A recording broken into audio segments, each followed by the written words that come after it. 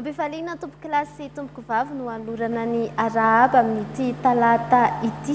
Toy ny mahazatra rehefa talata toy izao dia miresaka momba ny fananantany sika ato anatin'ny fandaharana ny zoko izay erahanao amiko sy ny namana Soava Andria Martafika.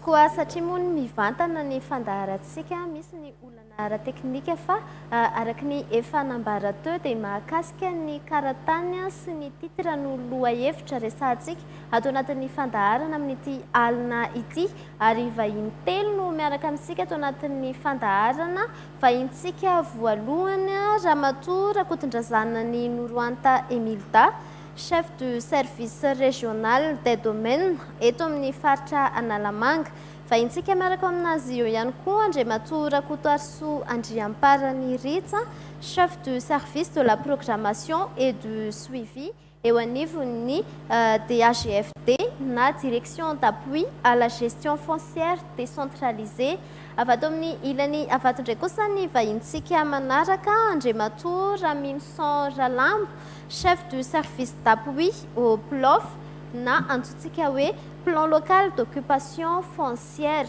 Ireo no vahintsika iresaka mahakasika an'izay karatany sy ny titra izay famelohany iresahantsika amin'ireo vahiny saina ireo dia andeha aloha isika hanaraka ny horonan-tsary fampahafantarana ny BIMTT izay mpanohana n'ity fandaharantsika ny zoko ity.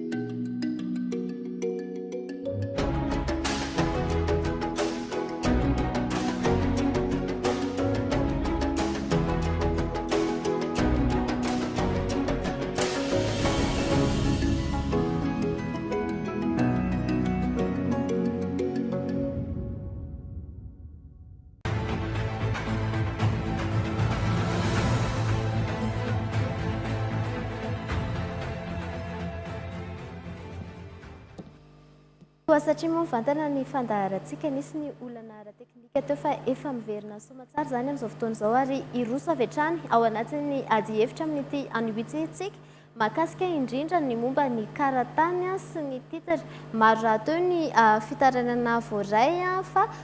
tsy azo tsara ny mahakasika ny hoe karatany sy ny titra ny tena mampiavaka azy roa satria samy taratasy manambara ny fahafahana misitraka ny zo amin'ny fananantanana ny karatany ny titra dia izay indrindra ny mahatonga ny mametraka hoe manahoana marina moa zany mahakasika an'ilay karatany ary manahoana mahakasika ny titra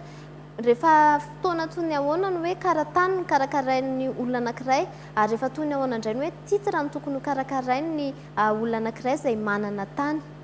Asa izy aminareo no amaly an'izay meloa?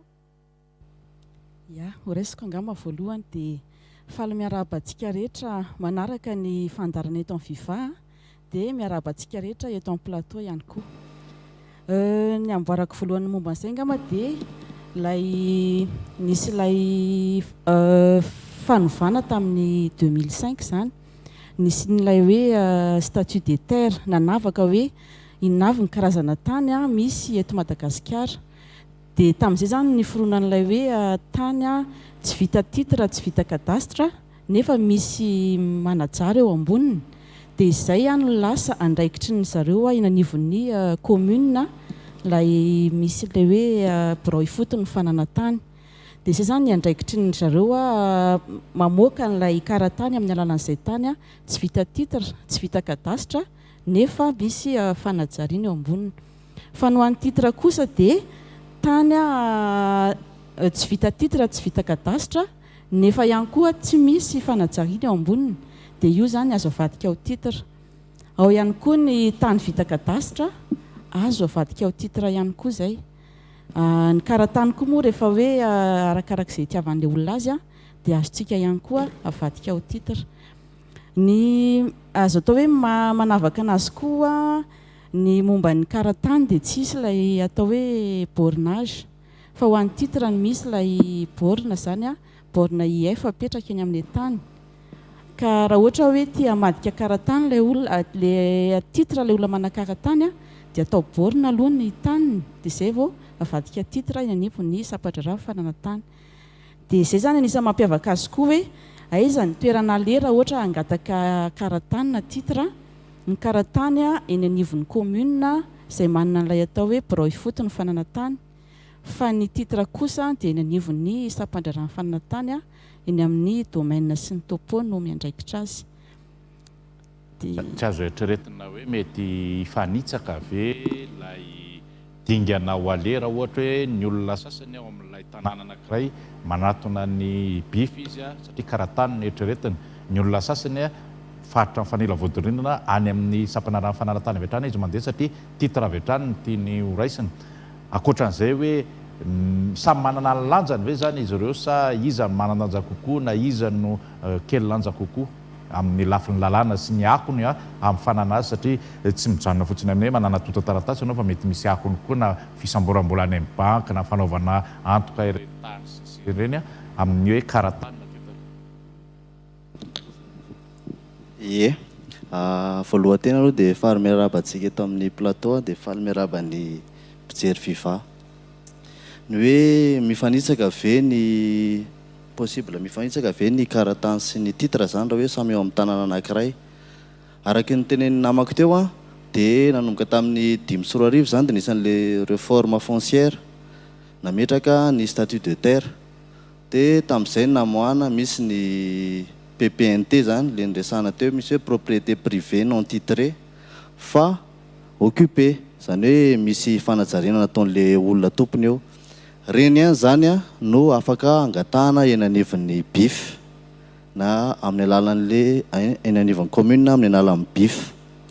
Fa ny titre dia ny terrain ny tamin'mpanjakana Zamidy sy izay terrain efa titré. Anapiko anazy angambany le resaka hoe rehefa mandeha ny fangatahana io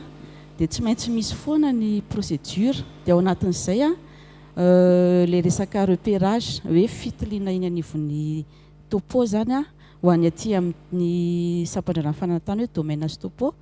dia koatr'izay any amin'ny resaka karatany indray misy ilay atao hoe PLOF, le hoe plan d'occupation foncière, plan local d'occupation foncière. Tokony repérena amin'iny koa zany hoe sao dia mifanitsaka amina titre na amina tany hafa ilay tany angatahan'ilay olona. Dia zay zany tokony anankiray ahafahana mahita hoe mifanitsaka na tsy mifanitsaka io tany io. Izay indrindra ny didihana ato amin'ny Andriamatoa Raminson Ralambo mahakasika an'izay hoe plan local d'occupation foncière zay, satria tranga isan'ny hita ihany koa eny anivon'ny fiarahamonina eny, ary efa nentina tato anatin'ny fandaharantsika tato ihany hoe misy tany anankiray efa misy titre fa tsy hay hoe tsy tonga hatrany farany ve zany sa ahoana mampatonga hoe lasa misy karatany falatsaka eny anatin'ireny toerana ireny. Eo ihany koa ny hoe fetran'ilay karatany, misy fetrany ve mahakasika an'ilay karatany, satria tsika zao raha miresaka momba ny titre hoe tsy azo zongozonina iny, kanefa kosa rehefa ao anatin'ny hoe 20 taona tsy nikitihana mihitsy ka misy olona manatanteraka fotodrafitrasa eo ambony dia mety ho azo angatahana indray. Manahoana indray zany mahakasika ny karatany? Miarahaba ny olona eto amin'ny plateau dia miarahaba ny mpanaraka amin'ny fandaharana ihany koa. Marina dia marina tokoa fa ny izay rehetra fangatahana na karatany na titre dia tokony ho miainga avy amin'ny PLOF raha ohatra ny ka commune misy an'ilay PLOF zany ilay commune, ka tokony tsy izy zany ny fifanitsahana eo amin'ny karatany sy ny titre. Izay aloha zany ny zavatra tokony marihana voalohany indrindra. Manarak'izay dia mikasika an'ilay hoe karatany tsy misy, tsy voakitika ilay olona, tsy misy fanajariana mihitsy eo mandritra ny 20 taona nefa ne izy nangataka karatany. Fantaniana hoe raha ho an'ny titre zao rehefa hoe tsy nikitihana nandritra ny 20 taona dia azo atao ihany mangataka an'ireny tany ireny indray avy eo. Manahoana zany ny karatany, mety misy fetrany ihany koa hoe rehefa tsy nikitihana mandritra ny 7 taona ny toerana nangatahana karatany, satria raha procédure ihany koa misy ny hoe tsy maintsy toerana efa hajariana vao angatahana karatany. Dia manahoana zany ohatra hoe atao aorian'izay fanajariana izay tsy nampiasaina intsony ilay tany izay nangatahana karatany iny, mety misy fetrany ve zany hoe eo amin'ny 5 taona dia azo angatahan'olo-kafa indray na efa misy karatany ary? Azafady mba hanampiko kely ny namako, satria ny mitovy amin'ny titre ihany raha ohatra zany misy karatany eo ka efa misoratra amin'ny olona anankiray ka misy ahoana zany vacance nandritry ny 10 taona zany tsisy mipetraka teo amin'ny toerana io, dia azo angatahan'ny olona sy ny zay mahatsikaritra eo dia manontany amin'ny tribunal, dia ny tribunal manao enquête hoe tena tsisy olona nanajary marina ve teo nandritra ny 10 taona, dia afaka angatahana ohatran'ny titre mivadika ohatran'ny titre ihany zany izy avy eo après décision tribunal. Zany hoe fepitaona zany samihafa, satria ny titre 20 taona, ny karatany 10 taona. Ny ao anatin'ny lalàna zany dia mametraka an'izay hoe ny ao anatin'ny karatany dia 10 taona. Ary le veraran'le tany izay angatahana amin'ny alalan'ny karatany ve misy fetrany ihany kosa nafiry? Ny fangatahana azo atao amin'ny karatany zao dia tsy mahazo mihoatra ny 10 hectare, misy fetrany ohatr'izay zany ny karatany. Ary manahoana ny safidianana an'ilay hoe ty toerana anankiray ty karatany, satria na ny karatany na ny titre samy misy fahobe ihany, ary ihany koa tena hipetrahan'ny fanontanian'ny olona hoe fa maninona ny aty amin'ny toerana anankiray no karatany fahobe ny tanterahana ary ny aty amin'ny toerana anankiray titre fahobe, sa ve hoe rehefa misy bifa dia tsy maintsy hoe karatany fahobe foana, sa hoe mbola misy fepetra hafa ihany hoe na misy bifa reo fa tokony ho titre fahobe no tanterahana amin'ilay toerana anankiray rehefa hoe samy tsy vita titre ireo tany ireo? Ny fandehan'ilay zany dia zao hoe ny resaka hoe titre fahobe dia fanantanterahana ihany ny fomba fangatahana tany, fa izany hoe atao miaraka fotsiny ilay fanantanterahana azy. Dia tsy maintsy foana le condition mipetraka zany tsy maintsy foana hoe tany vita titre ve io, vita kadastra, sa raha iny dia fanjaran'ny domaine stopo, sa tany tsy vita titre tsy vita kadastra nefa misy manao fanajariana. Iny foana zany tokony hitondrana ny hoe ho atao karatany izy ity na ho atao titre, fa le fahobe zany iny resaka fotsiny hoe miaraka mandeha le fanaovana an'ilay karatanina, miaraka mandeha le fanaovana an'ilay titre, le titre. Dia ny tany misy cadastre azo avadika anaovana hoe titre fao be ihany koa, satria le cadastre vita eo zany azo avadika titre ihany koa. Dia toizako ihany koa zany hoe ny toerana misy karatany azo atao ihany koa hoe titre fao be ho avadika titre fao be. Possible ina moa zany zavatra azo atao daholo zany rehetrarehetra zany, fa zay fotsiny hoe tsara fatarina hoe rehefa inona izy no tsy azo miditra intsony ny karatany, ohatra rehefa misy titre io tany io na misy cadastre dia tokony tsy afaka idiran'ny BIF intsony. Zay le fizaran'le izy. Raha resaka lanjany zany no resantsika, satria tsika izao miresaka hoe ny karatany azo avadika titre ary ny titre tsy azo zongozona intsony. Izany hoe rehefa manana titre ve zany ny olona, mbola manana karatany ve zany olona, mbola tsy ahafahany misitraka tanteraka n'ilay zo amin'ilay fananan-tany ny karatany iny, fa tsy maintsy avadika titre vao afaka tena hoe misitraka ny zo amin'ny fananan-tany. Araky ny lalàna moa izay mihitsy nantony nametrahana an'ilay réforme dia mitovy ny valeur juridique, fa kosa fotsiny ny ao amin'ny lafiny karatany dia misy hoe opposable au tiers jusqu'à preuve du contraire. Izany hoe raha efa nisy fangatahana titre na cadastre efa tany aloha tany dia tsy hita lizy fa efa le nahazo karatany le olona vao hita, dia tonga zany le olona manana titre taloha tany manana an'le preuve na titre izy, dia zay zany hoe afaka annulena ny karatany amin'izay fotoana izay. Ny fanontaniako eo amin'ilay famondrana fizakana zany hoe karatany no teo am-pelatanan'ilay ray aman-dreny, maty izy dia ny karatany iny ve azo ny taranany amondrana ny anarany ho azy amin'ny alalan'ny karatany any, sa tsy maintsy miroso amin'ny titre izy amin'izay dingan'izay? Ny karatany dia profo fananana zo, dia afaka anaovana zany izay famondrana izay na hoe fandovana io, na hoe mivarotra ihany koa izy dia afaka atao ihany koa ny famondrana. Azo atao ihany koa ary ny manao antoka ny karatany, fa tsy voatery hoe avadika titre akory izay vao mety hoe manan-kery io karatany io, fa io zany arakaraka ny fitiavan'ny olona tsirairay hoe aleoko ny anahy hijanona karatany na hoe aleoko ny anahy hivadika titre, fa zay tian'ilay tompona tany zany no anaovana anazy. Hitoizako amin'ilay hoe jusqu'à preuve contraire teo hoe nresanao moa hoe raha talohan'ilay karatany nisy an'ilay titre dia profopista théorina dia manandanja kokoa le parata théorina an'ilay karatany, dia tsy azo ekena intsony zany ny fangatana titre satria efa misy olona mizaka manana amin'ny alalan'ny karatany le izy. Indrindra voalazana tsy azo ekena ny fangatana titre rehefa fantatra rehefa nisy certificat foncier. Izay indrindra moa le ilaina an'le hoe PLOF zany, iny zany no tia hitambaran'ny service foncier sy ny BIF. Amin'ny alalan'iny no ahitana hoe eto amin'ity toerana ity efa nisy karatany mivoaka, dia amin'ity toerana ity efa misy titre mivoaka, dia izay misy karatany tsy afaka anaovana titre intsony, moa izay misy titre tsy afaka anaovana karatany. Hotoizantsika lalandala kokoa mahakasika an'izay lohahevitra momba ny karatany sy ny titre izay rehefa avy eo, fa anaraka ny fampahafantarana ny be amin'ny tete alohasika.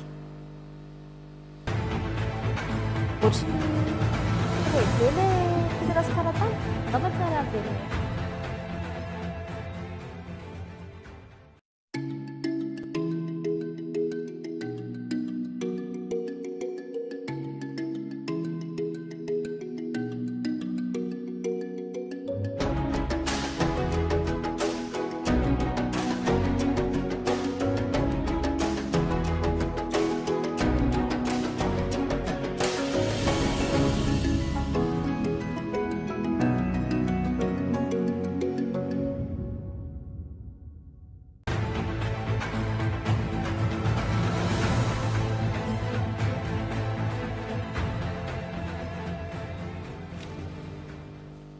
Efa verina tao anatin'ny fandaharana ny zoky isika iresahana makapotsika ny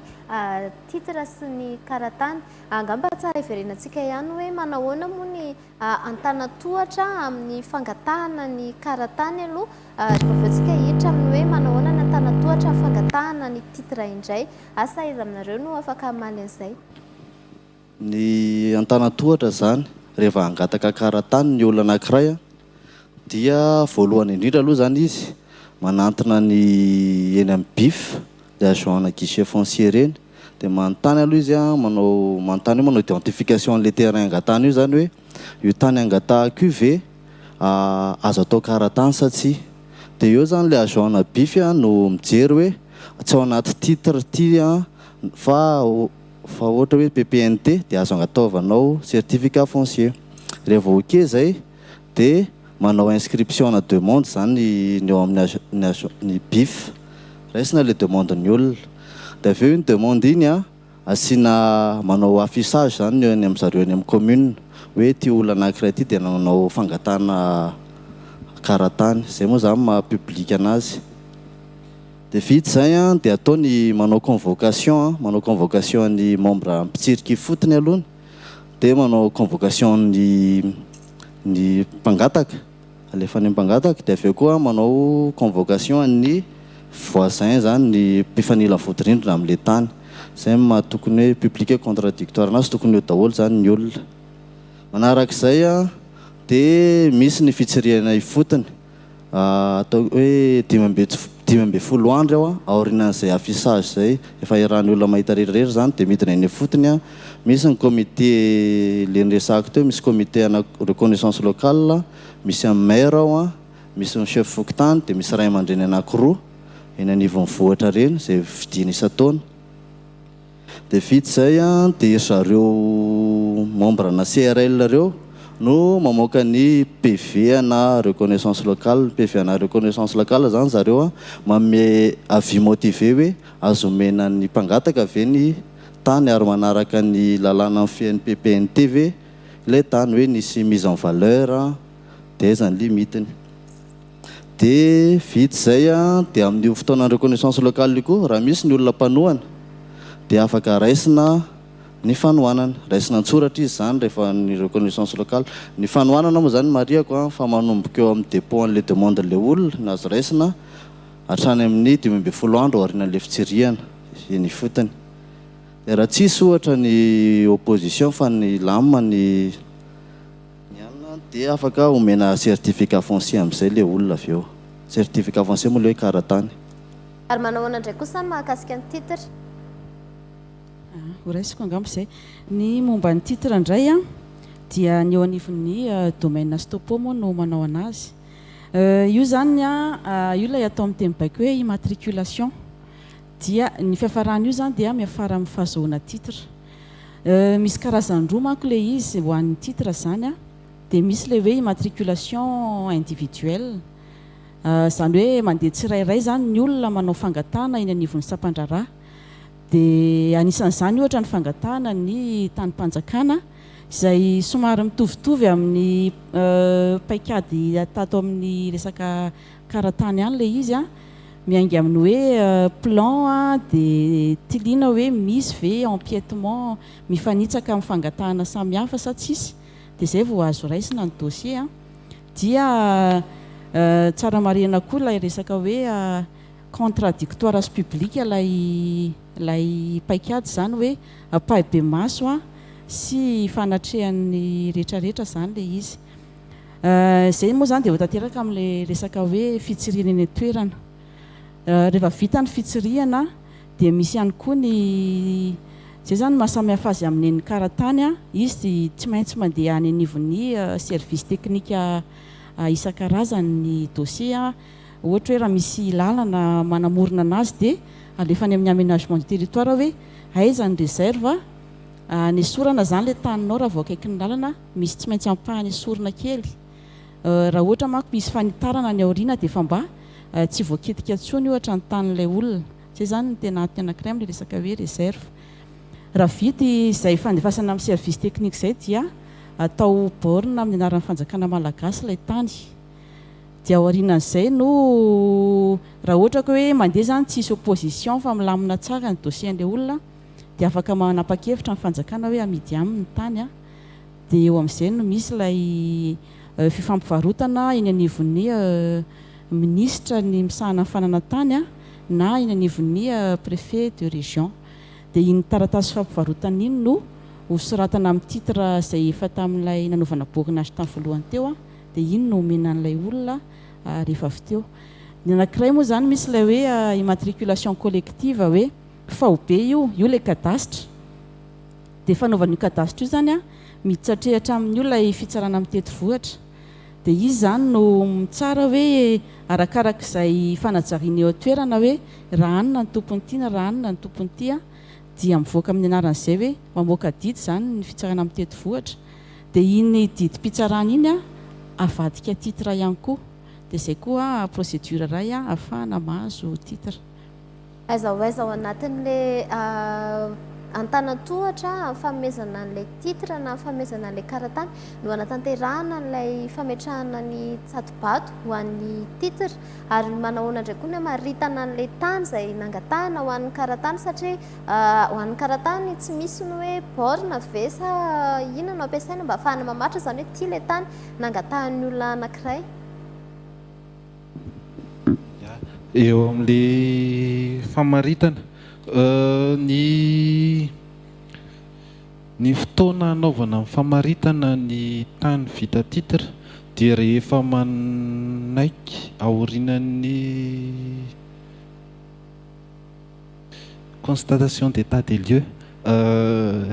fanamariana ny fanajariana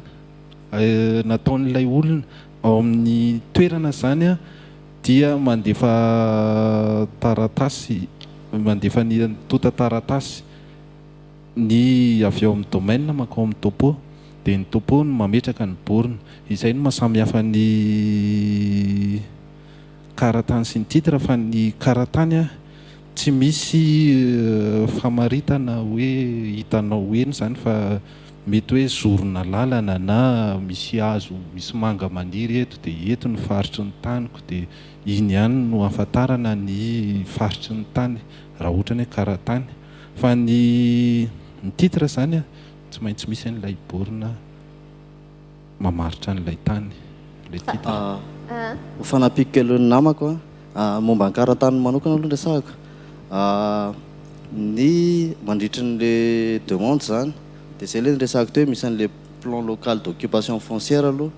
dia eo zany a ilay mpangataka sy ilay agent ny guichet foncier aloha miara mijery eo amin'ilay plan hoe aiza ho aiza ilay taninao, dia traceny eo aloha zany iny. Dia avy eo misy amin'izay ilay fidinana eny fotony, rehefa miditra eny fotony a tokony a marina eny ilay teo hoe misy délimitation naturelle ozy ny namako, fa indraindray koa izy afaka asiana hoe matérialisé-zareo amin'ny piquet zany ny tanin zareo,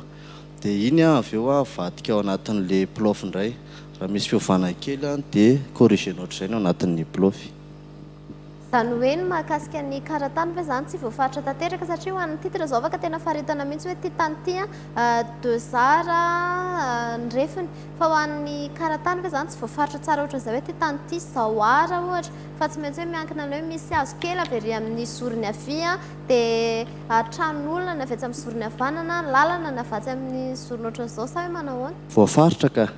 le ao anatin'ilay tracé ao anatin'ilay plan zany izy, dia ao nahitana hoe firy ny superficie an'ity tany ity. Zany hoe tsy hita maso zany ilay faritra iny fa hita maso iny rehefa eny amin'ilay toerany amin'ny fitsirihana fotony, fa ao anatin'ilay plan zany no tena ahitana hoe firy ny refon'ilay tany. Moa koa tsy maintsy misy ny mampiasa fitaovana topographie an'ireny ihany zareo AGF, mampiasa décamètre sy ny GPS ohatr'izany, dia ahafahana manamarina ihany koa ny superficie an'ny tany. mampiahy mantsy matetika amin'izay ilay hoe tsy misy hita maso izay. Ho an'ny titre moa zany nefa mazava be hoe misy borne eo dia ny dikany tanin'ilay olona zany ny mifefy ao anaty borne efatra iny, fa ho an'ilay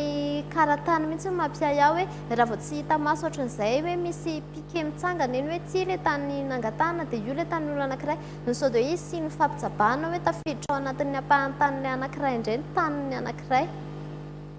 Zay indrindra mahatonga le procédure contradictoire sy publique, zany hoe eo daholo aloha zany a, eo le teneniko natao membre ny mpitsiriky fotony,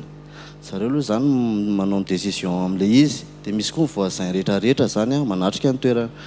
de rehefa hoe ty le faritra anay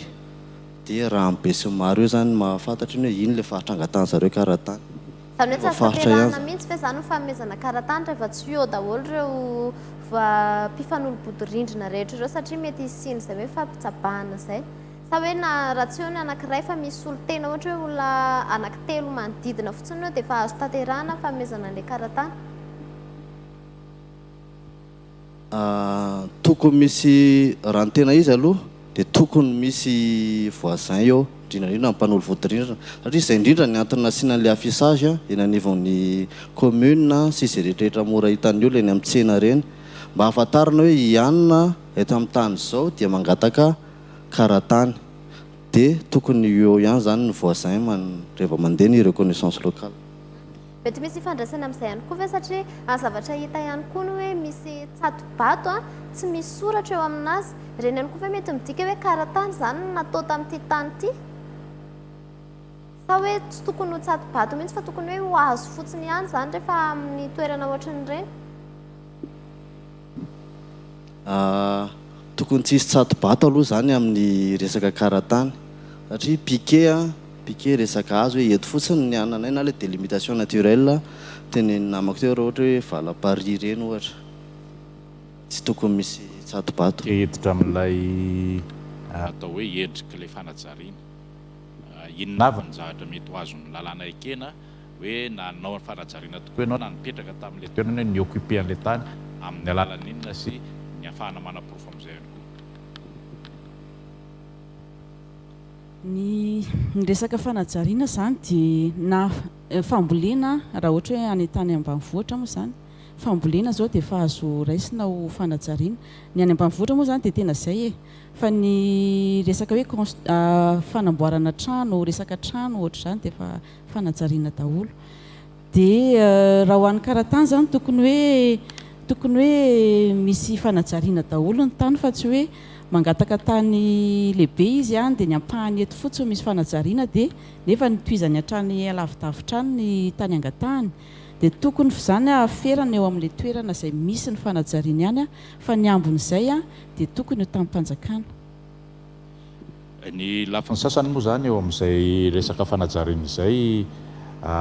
tsy maintsy efa voafaritra mialova zany ilay hoe karazam-boly ao amin'ilay toerana izay nohajariana na ny karazana fotodrafitrasa ao amin'ilay toerana izay nananganana, sady eken'ny lalàna daholo rehefa misy zavatra natao eo na trano vita hazo na trano vita briky fa tsy voatery ho vita béton na tsy voatery ho hazo fihinam-boa fa na ravim-bomanga aza dia azo atao hoe fanajariana raha hoe fambolena. Ny fanajariana moa zany dia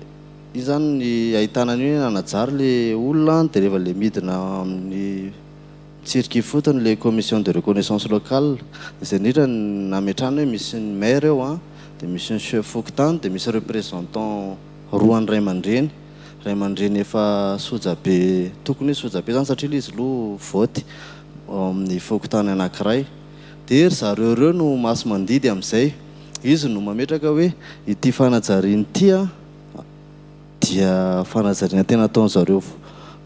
sa hoe azo ekena sa tsy azo ekena, zay zany moa no tiako tenena. Fantaniana isa manitikitika ihany koa hoe ny satria tsika teo ny resaka hoe tokony hitovy ny valeur an'ilay karatany sy ny titre, azo atao ihany koa ve zany mampanofa tany raha ohatra hoe karatany fotsiny ihany aminazy, satria ohatra ny hoe belle amphithéotique zao tsina le hoe hofaina mandritra ny fotoana maharitra mety hoe eo amin'ny 20 na 30 na mihoatra an'izay taona ilay tany anankiray, azo mety hoe manana ahafahana miantoka ny tenany ve le olona raha mpanofaina, satria tsika teo nresaka hoe karatany 10 taona ihany dia raha vao tsy nikitianao anatin'izay dia azon'ny olona hafa atao indray mangataka an'iny, manao indray mahakasika an'izay raha hoe hampanofaina mandritra fotoana maharitra ilay tany nefa karatany no misoratra aminazy. Azo atao tsara aloha ny manao ny mampanofa n'ilay karatany, dia ilay 10 taona nresahana ny hoe 10 taona tsy noajariany tsy nampiasainy mihitsy le tany. Ohatra hoe nahazo an'ilay karatany izy avy eo nefa tsy nanao ninina teo amin'ilay toerana. Fa raha ohatra zany nampanofaly le izy tokony anjaran'ilay olona nahazo an'ilay fampanofana no manao an'ilay fanajariana eo amin'ilay toerana. Dia iny moa zany araka ny tenin'ny namako tato hoe ny fitsarana ny tena mijery hoe tena nisy vacances moa zany hoe tena tsy nampiasain'ilay olona marina ve le tany tao anatin'ny 10 taona zay vao afaka mamoaka didy izy hoe tsisy fanajariana mihitsy teo, dia avadika tamin'mpanjakana. Satria ny tamin'mpanjakana ilay hoe tany tsy vita titre tsy vita kadasitra nefa tsisy fanajariana eo amboniny. Dia ny fitsarana zany amin'izay fotoana izay no mamadika azy ho tamin'mpanjakana, dia lasa procédurena fangatana tamin'mpanjakana indray no afaka handeha ao anatin'izay. Eny ary inona fa tafapaka tsara ny mpanaraka ny fandaharana mahakasika an'izay hoe titre sy ny karatany izay omenay ampahampotoana fo ihany nareo iresahana raha ohatra ka mbola misy zavatra tena tiana hotsindriana mahakasika an'izay hoe titre sy ny karatany izay atombokontsika efa atao amin'Andriamatoa Rakotoarisoa Andriamparanindry avy hatrany. Ny teny farany moa zany tsy hainona fa ina zany tiako tsindriana kely fotsiny hoe na titre zany na karatany dia samy manana valeur zareo, samy afaka anaovana transaction rehetrarehetra, mitovy daholo ihany ny zavatra ilaina procédure atao rehefa anao ny transaction, afaka anaovana opération subséquent rehetrarehetra koa ny resaka karatany. Ramatoa Rakotondrazana Noroanta Emilda. Ya, ho toy an'ny namako tato dia hoe le hoe afaka soratana ilay nivon'ny karatany sy ny titre ny resaka hoe ina moa izy ity ohatra hoe fifampivarotana, fandovana. Dia ny teniko zany dia hoe entanina isika rehetra izay mety hoe manana taratasy eny ampelantanana mba hanantona ny sampadrara izay mifandraika amin'izay hanatotosa izay resaka famondrana izay, fa tsy hoe hiandry efa misy ady na misy litige izay vao tonga hanatanteraka izay fanoratana nivon'ny bifa sy ny domaine izay. Andriamatoa Ramino Soralamo. Ny teny farany angambany dia hoe ilay na ny karatany na ny titre dia samy mitovy daholo ny fototra ingany zany, samy hita ao anatin'ny plofo daholo izy ka izay zany no hoe raha manao fangatana zany ianao samy hita na eny anivon'ny commune na eny anivon'ny sampandrarahan'ny fananatany sy ny fandrefesatany ny plofo io, ka eny zany no ahafantarana hoe mbola malalaka ve ty tany ty ahafahako mangataka karatany sa ahafahako mangataka titre. Ankasitrahana ireo vahiny nasaina tamin'ity androany ity nitondra ny fanazavana misimisy kokoa mahakasika an'izay karatany sy ny titre izay, ampatsahivina hatrany isika hampanaraka ny fandaharana fa azontsika atao ny mifandray amin'ny tompona andraikitra eto anivon'ny fandaharana ny zoko, ahafahantsika ihany koa mitondra ny tranga misy eny anivon'ny fiarahamonitsika eny raha hitadavana ihany koa ny vahaolana mahakasika an'izay fananantany izay. Eo ahafahantsika mifandray izay ny FB ny zoko izany hoe compte Facebook izy io, ary eo ihany koa ny email ny zoko fiva 2019@gmail.com, ary eo ihany koa ny laharana maitso 770. Azo atao ihany koa ny manantona mivantana ety amin'ny fahitalavitra Viva rehefa talata maraina mitondra izay olana mahakasika ny fananantany izay, satria izay indrindra ihany koa no hoentsika ao anatin'ny fandaharana ny zoko amin'ny volana febroary hitondrantsika ny tranga eny anivon'ny fiarahamonina eny, ary ho ampifandraisitsika amin'ny zo sy ny lalàna trany toy ny efa fanaontsika tao anatin'ny herintaona ny mahakasika an'ireny tranga eny anivon'ny fiarahamonina ireny na manasoava Andriamanitra. Ny fandarana moa zany, ny fandarana zoko tamin'ity androany ity dia nifototra tamin'izay hoe karatany sy ny titre izay. Na karatany na titre raha amin'ny fanazoan'ireto teknisianina ireto dia taratasy avy amin'ny fanjakana na fanamarinana avy amin'ny fanjakana sampanara-panjakana izay manambara ny fananan'ny olona iray zo amin'ny tany izay noajariany na ipetrahany. ny karatany dia ny broi fotoan'ny fanaratany no manome azy ary ny fepetra farafahakeliny dia tany tsy mbola vita titre na vita borne izy io fa ny fangatahana no mamatra an'izay fahafahana manome azy zay zozay. Ny titre kosa dia alalana amin'ny alalan'ny taratasy omeny sapana raha fananatany ny amin'ny olona iray izay mangataka azy saingy ny mahasamihafa azy roa ireo dia ny karatany dia everina fa amin'ny alalan'ireo faritra zay ifaneken'ny mpiara-mitsidika miaraka amin'ireo tompon'andraikitra isan'ambaratonga sy ny anivon'ny fokotany sy ny mpifanolo-bodirindrina. Ny titre kosa dia sapana raha fananatany no manome azy ary tokony hisy ny tsatobato izay mamaritra an'izay tany voarakitra ao anatin'izay titre izay. Amin'ny ankapobeny dia izay no famaritana nentin'ny teknisianina ny lanja araka ny lalàna na ho an'ny karatany na ho an'ny titre dia mitovy na eo amin'ny fomba zay ifampirarahana amin'ny sapana raha fa tahaka ny hoe findramam-bola na ny fanaovana antoka na ny fifampivarotana izany. Ny mety mahasamihafa azy kely raha fanazavana nentin'ilay teknisiany reto ny karatany dia manana izay lanja zay hatramin'ny fotoana zay mety isin'ny profo mifanohatra aminy izay le antsoina hoe jusqu'à preuve contraire araky ny voambolana nampiasaina teo. Ireo zany tompoko lasy tompoko vavy ny votoatan'ny fandarana ny zoko tamin'ity alina ity ny titre sy ny karatany no nitondrana fanazavana teto. Efa noresahana ihany izy io saingy everina fa rariny sitsiny raha alalinina sy amafisina izany fanazavana isan-karazany zany noho ny firimiriminy fikarakarana indrindra amin'izao vanim-potoana zao ary ny rafi-pitotana andraram-panjakana dia manentana ny rehetra ihany koa eo amin'izay irosony amin'ny fisoratana an'izany tany izany eo anivon'ny sapana raha-panjakana mba ananana izany antota taratasy na titre io na karatany izany. Trana ny veloma mandrapitafa ho amin'ny talata izao indray. Veloma tompoko. Veloma tompoko.